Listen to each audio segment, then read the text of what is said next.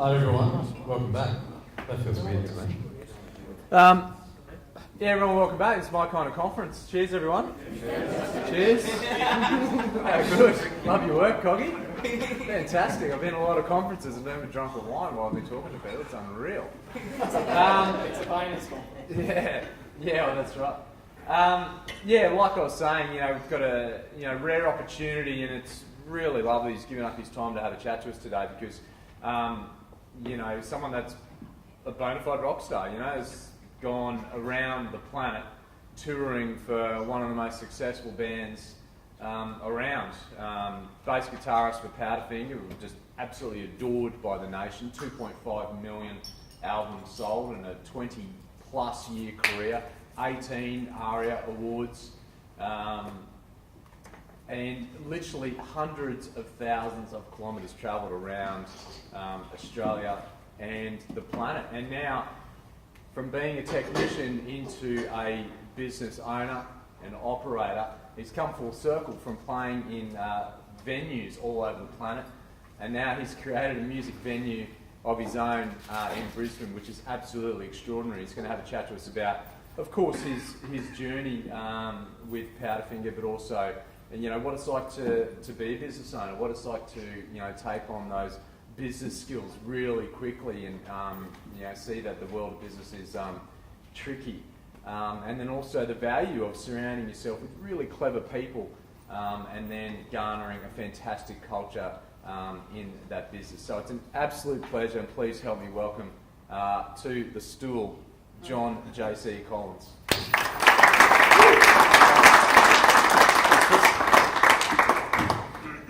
Thanks everyone, great to be here. Wasn't sure what to expect, so I wasn't sure if it was 200 people or 50, so I'm happy with this one. Cheers, this is intimate. I'm glad you guys got a beer now, because I don't feel as guilty. Mate, I know you've talked about, and we're going to go through the whole journey if you like, which is we've had a couple of conversations, JC and I. It's such an amazing story because he talks so offhandedly about what is every man's dream when you're watching a concert, when you're sitting in the crowd and you're watching these guys play and you think, God, I wish that was me. God, I wish that was me. And here's a man that's done it, and now he's created an entity in his own right. So, mate, everyone has this perception of, these successful bands and, you came out with this great single, Pick You Up, Double Allergic went crazy. And then from there, it was just 20 years of money, women, Scarface cocaine, just 6 Charlie Sheens, Hookers everywhere, just killing the world. But those early days, mate, what were they like, back from sort of 89 and sort of that first album? Yeah, I think Chris has hit it on the right point here. Like, everyone just thinks we just sort of happen overnight. It doesn't happen that way. We spent a long time travelling the country in a really shitty van with no air conditioning, no radio. We had to listen. We called the AM Potato Report because we were travelling through the back of through the country, and finding games and sleeping on our amps in the back of the car. And wheels fell off when we were on a Hume Highway once, and we managed to save it. And but yeah, it was pretty hard, but it was still fun. There were sort of those days where, if you're 21, sort of think, well, I'm not at uni, I'm fucking having a good time, playing a gig with my mates, having chico rolls for dinner, popping chicos on the highway everywhere you can go. But no, they were the good years, but also they were the tough years. I mean, it gets to a point where you go, shit, this is fun, but what am I going to do? Is this where I'm going to end up? So there's those little questions you have for yourself where you're not sure. Because you got to grow up, I suppose. You went to a private school, and no doubt, all your other mates, maybe they're trying to get into medicine or they're trying to be lawyers and that sort of thing. And you guys are gigging, all over just Queensland country and regional at that point, or all over Australia, except for West Australia, from Adelaide to Cairns. Right. Actually, we drove from Adelaide to Cairns twice in 1 year, in the back of that car. So, as you said, my mates were going to uni, they're going over to London, living on the floor, sending photos and shit, and good on them, but we were doing it different, and sort of does get to that point where I think I said about 24, 25, you sort of think, shit, is this really, they're all getting degrees, they're about to start earning money, and we're still on the dole, primarily. Yeah. And they were pretty tough years, but as I said, still good fun at the end of the day. What did you had that moment even like because you guys weren't making any money really at that point in time. This is sort of before Double Allergic up your first EP. Is that We right? had an EP and then a record. Yeah. And, it was a stinker. Parables for Wooden Yeah, Ears. it's a stinker. Yeah. Don't buy that. But there was that moment which you relayed to me. You were driving along the Hay Highway. Just tell the guys about that. It was just a real sort of almost a bit of a turning point. Could have gone either way almost. Yeah, there was a moment in, I suppose, travelling across the Hay Plain. I'm not sure if you guys are familiar with where that is. Stinging hot, 48 degrees outside. You're sitting in the back of a van, and as I said, no radio, nothing great to listen to. We didn't have iPods, and you're on your way home to Brisbane. You've got 2 days travel back to Brisbane. You think, shit, this is pretty shit. This is not working. You just go, this is not working. So you start to question yourself, going, well, okay, I'm 25. I might have to do something different, which is not a great thing to go through because you sort of miss that boat of going to uni or doing studies. So, but at that time you go, well, I do have a belief. Yeah. I'm not some Christian who's going to talk about beliefs and stuff. So, but have I told you about Jesus? Yeah, who talks about Jesus? No, seriously, you had to have that sort of thing. You know what? Fuck it. I'm going to stick it for another year. I'm going to keep. I believe, and we're going. I actually felt the band was heading the right way. I think that we'd all recognised we'd probably gone up our own asses, quite honestly, with that record. Right. Sorry for my, I feel like Adele. Sorry for swearing. And we just finally realised that we just go back to being natural and write music how we want to write, and let the process be natural for us. And I think that's what I believe we could do, and I believe we're heading in the right direction. So that sort of got me over that hurdle. Where did the belief come from that, mate? Like, we sort of, in those moments where you're sort of in Brisbane and you're banging out some tunes, you're trying to work out some music where and you thought, we've definitely got something, like everyone here is talented. What did you sort of rest that belief on? I think as a group, when you look around to the guys in your band, there was no real, there was a pretty good singer. Yeah. A couple of really pretty good guitarists, pretty good drummer, average bass player, but do you sort of look around and go, you haven't got the best of the best. We all had our own little thing to give in that as a five. Yeah. And I think that was the thing. I just really believe that we got on. Yeah. Which is a massive part of the band touring, and you've got to live with each other. And I think we all shared the same passion, and I think we all had we connected. There was a thing that just connected. Even if we liked this music or liked that music, there was a middle ground. Sure. And that's where we always tried operating. Was there a goal at that point? Like, we're never goal. We're going to be like the best band in the world. Or? Hoggy and I had a goal to be really cool and get some chicks and sell out the Orient. That was our cross that was done. But we were really never goal. We were a band that just sort of went one step at a time. Okay, next song. Let's write a good song. Let's get a good producer. Let's go in a good studio. Let's do. How can we be better? Yeah. Not if we get this right, we're going to be here, because you can't control that as a musician. So there's so many other things that happen in life. Radio stations. You might have a dickhead in the radio station hates you. Yeah. And you don't get played. So all we control is the stuff that we can control. Sure. And it was rehearsing. We rehearsed and toured. We played so many live shows. And when a young band says to me, comes up and says, how do you do it? Well, first thing, buy a car, buy some gear, and get on the road and start playing gigs. Because that you've heard that, is it 3,000 hours or 10,000 hours? It's probably that story, where you actually just have to do it. And I think that's the way we did it. Yeah. Well, there was no internet overnight success. We had to get in there and work hard and back ourselves. And you were telling me that you had to do some pretty rough jobs, like getting you through. You went to some country towns and you had to hand in your dole forms. We always respect the dole form hand-in day. so if it could be in Rocky or Gladstone, make sure JC's got his dole form today. We'll make sure we don't miss that, because that was how we weren't earning any money. Any money we earned, we put it back in the business.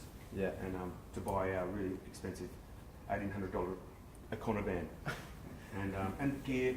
We're just one of those guys that we just thought, what are we going to spend it on? Yeah. So other jobs. You're talking about my jobs? Yeah. Counting cars. Yeah, I counted cars for a while. That was fun. So if you've got any problems with Brisbane traffic, it could be my fault. Just lying. So you'd sit on a the chair in the side of the road and say there's 20 cars went through, click, click, click, click, write it down every 15 minutes.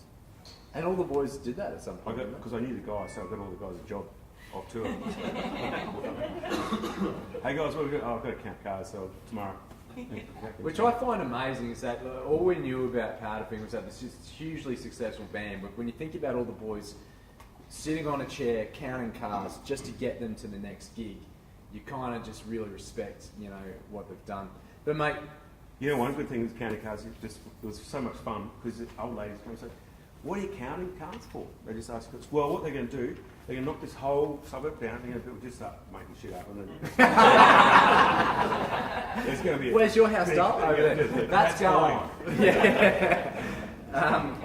And mate, when did it turn? When did you know that we've got something here? The tide had turned.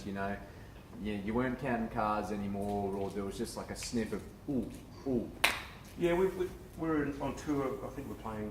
I think it was the last couple of shows we played. One in Canberra, and there was Bernard wrote this song called "Pick You Up," and he wanted to call it Room 45 or something. The hotel room that he wrote. And well, no one's going to dip that shit. Just call it "Pick You Up," mate. And we played it the first time in Lismore, and I remember we played it. We hadn't recorded at that stage, and the record company heard the demo of it. They got record companies that get really excited if they sniff something's going well. So they're pretty keen. They come in the studio to talk to us and buy us dinner and shit like that. And funnily enough, one of the guys from the record company, I remember this very, very vividly, said we're at Icebergs in Bondi having a drink on a Sunday afternoon, watching Matt Thomas from Lee's Parties and everything, and then he said, "Mate, this song, you guys won't be counting cars ever again." So, which wow. you at the time you go, fuck. Because you would have had a lot of smoke blowing up. Yeah, you just don't believe shit when people start talking to you like that. Because wasn't natural for Powderfinger to start having that sort of. We just we sort of isolate ourselves against that. We just do our thing, one step at a time. What I was saying. Unfortunately, he was right, but fortunately. And that, because I honestly remember, everyone remembered Double Allergical when Pick You Up came out, and I'm one of those seminal albums where I just remember where I was at that point in time. It was up in a little bar, and it was around summer, and that was just my summer theme. It was just amazing. Was that just that was essentially the catalyst? Because Double Allergical was such a massive album. It's celebrating 20 years this year. By the way. 20 years.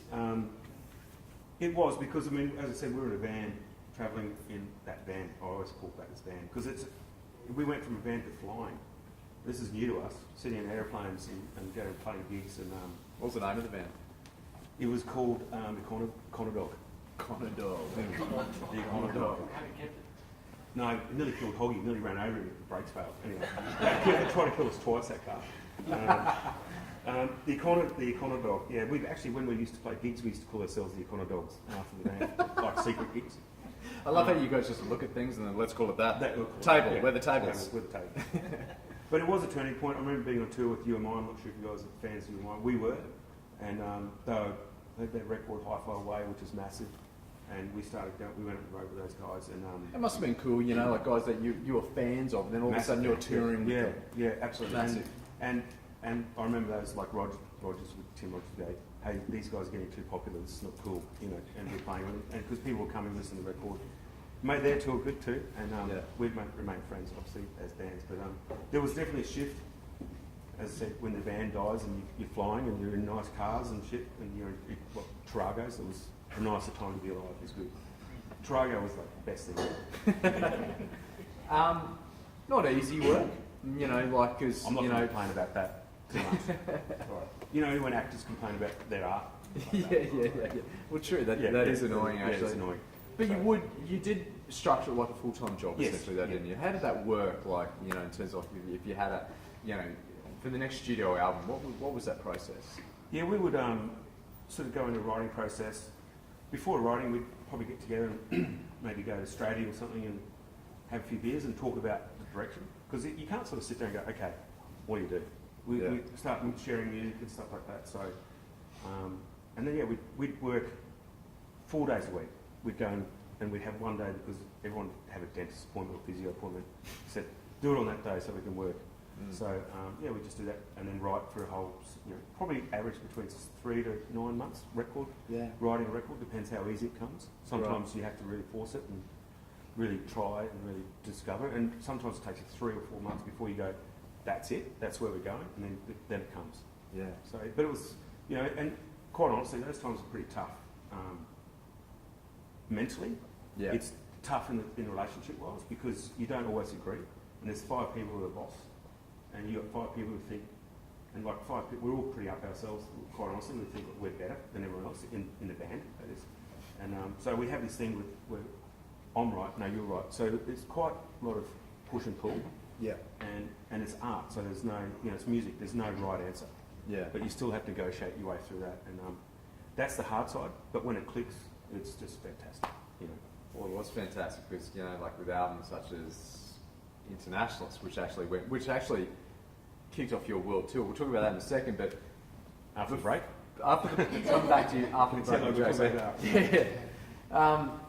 When was that? What was your real first rockstar moment, mate, where you just sort of thought, right, the Crowded House thing? Yeah, that was probably first when we had to play. You remember the Crowded House farewell tour? It was 20 years ago now, 96. So that was supposed to be on a Saturday, and we were to play the support for it, but it rained, so it got moved to the Sunday. And we had a gig in Byron Bay that night, and if we cancelled the gig, I think it was about $15,000 to cancel the show that close. So we had to figure out how to do the show and do the Byron show. So the record company came up with the idea, we'll just get you a plane. So it was our first ever private plane experience. It was pretty fun. So we did the show, and afterwards we got permission to go around the Opera House. That's Crowded House. We're just on dusk. We did a 360 around there, and we're pretty happy. Then the beers came out. It was all good. So yeah, we normally pretty professional, but we did have another show. But we're pretty excited too. Well, this is huge. I mean, Crowded House could have picked any band literally on the planet to support them for their last show ever. And they picked you guys. Yeah, it was great. And it's off the back and pick you up and the songs off that record, which is daft. And we keep on going. We get to Ballina, and we didn't realise at this time we're flying through the worst storms ever. But we flew in Ballina. We don't do a gig. We lose the $15,000. But we're flying through. We're drinking. We're singing La Bamba. Freebird or Big Whopper song. We had 4 attempts at landing. We had no idea how serious this was, but we're pretty close to fucking having to not be here. We got down twice. The guy said that when they were landing, the runway got hit by lightning. We were right in the middle of the storm, and said we had no idea still until they went off. Said I'll never do that again. But we had to land. We'd never do that. It was stupid. So. But we didn't have a clue. It was good. You're all blind. All these guys and the pilot is saying, I would never do that again. But he had to, or else you'd have to go as that pay 16 grand. That was a good Rockstar moment. And also, he didn't want to be the guy that lost Powderfinger. That's true. He lost himself as well. Right? He would have gone down with the ship. Mate, America world tour. What was a couple of highlights from there? That's huge. Yeah, America's a weird country to tour. It's like they're so used to having musicians tour, they've got it right, they know how to do it.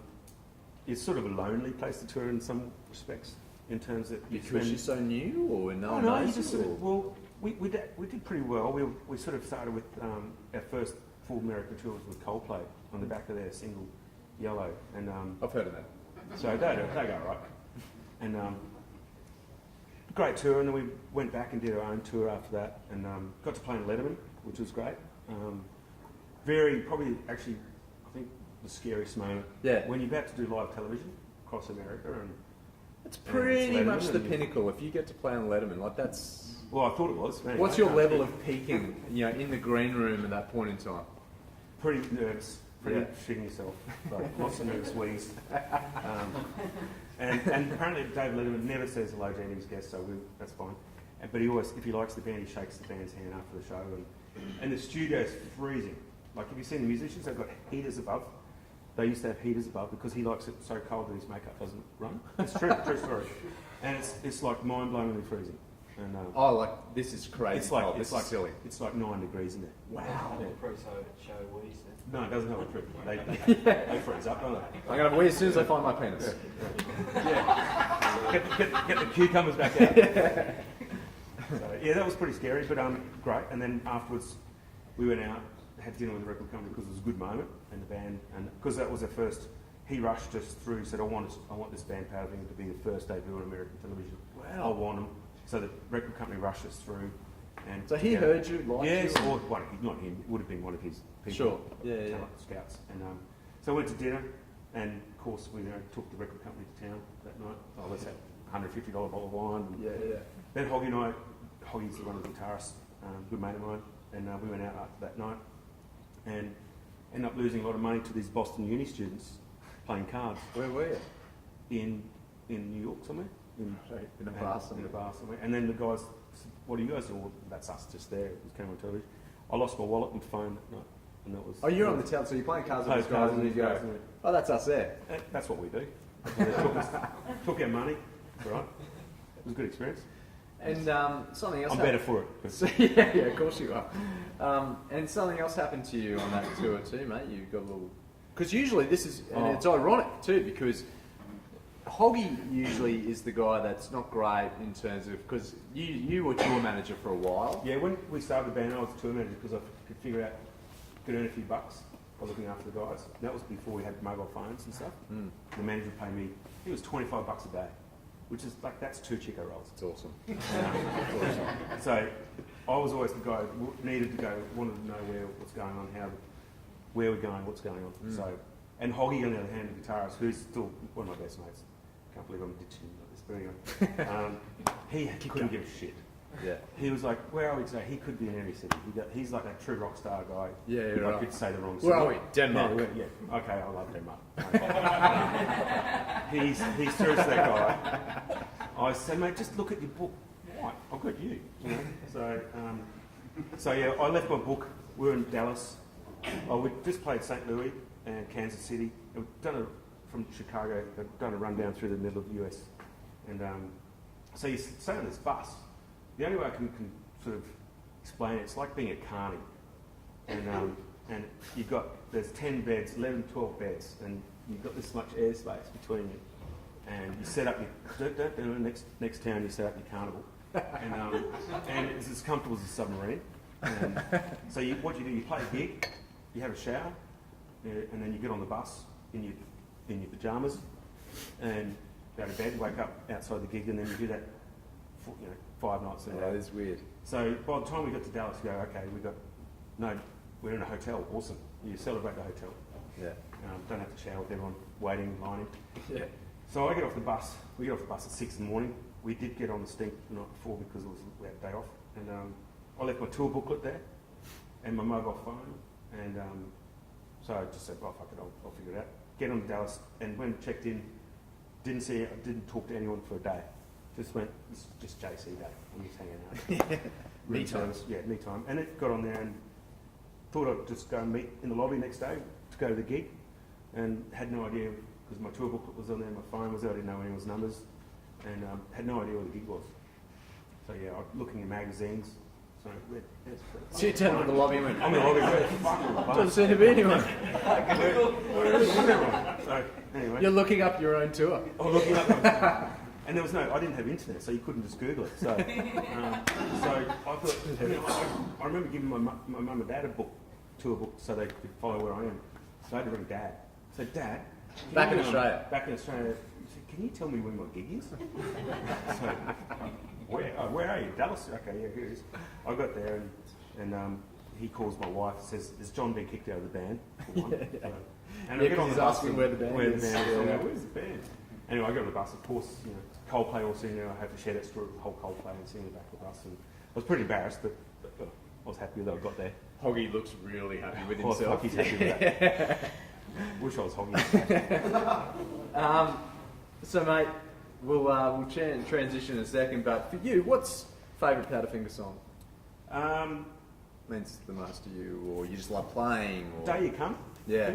There's a song we put on internationally, so it felt like it felt original to us, like no one hadn't heard it before.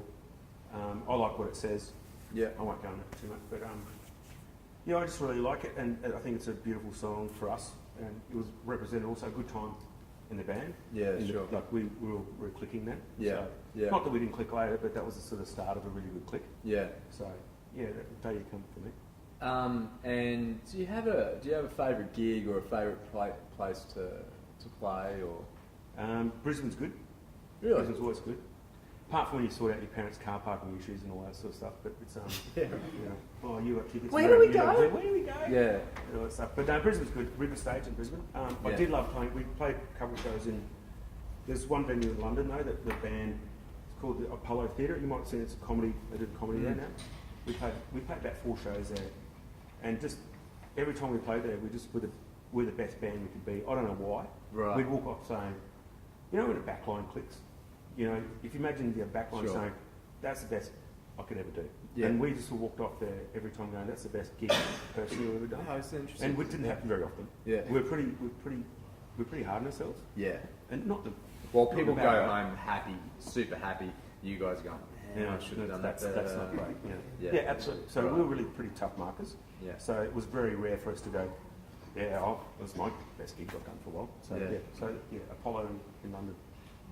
Last question, and we'll shut the door on Powderfinger for the moment. But for all of the men here, and with all thought, you know, what's that like to be up there when 50,000 people are yelling at you? What's that feeling like? Like, what is that like? Yeah. Pretty awesome. It's actually really hard to explain. It's goosebumps, I suppose, is probably the easiest way to explain it. Where you have to, but the great thing about it, you turn around, you don't let the crowd know that you actually really enjoy it. You turn around and your drum go. Yeah, You know, oh, cool. There's another whole world goes on that you guys don't see. You know. So you've got your rock stands, and when you turn around, you go, "Oh my God, I shit myself!"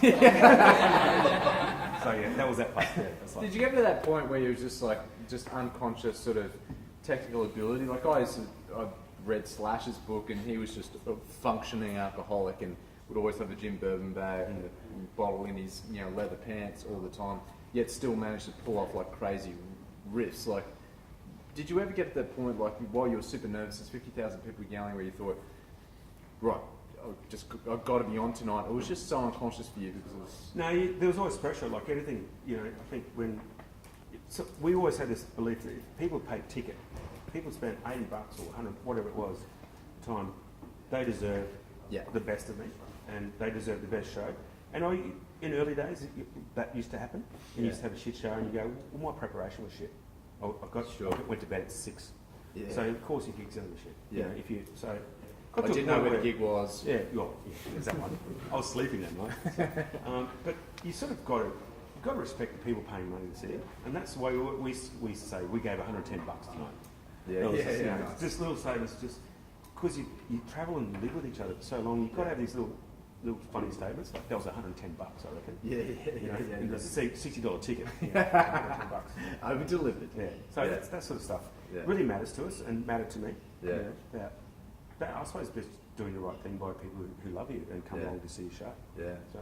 Well, mate, we certainly got all that. It was an amazing career, but it must have been really tricky then to make the transition. Does anyone need another drink? Oh yeah, do you want to go and get a drink? Let's have a break. Let's have a drink break. Is that right? Yeah, go for it. Is that right?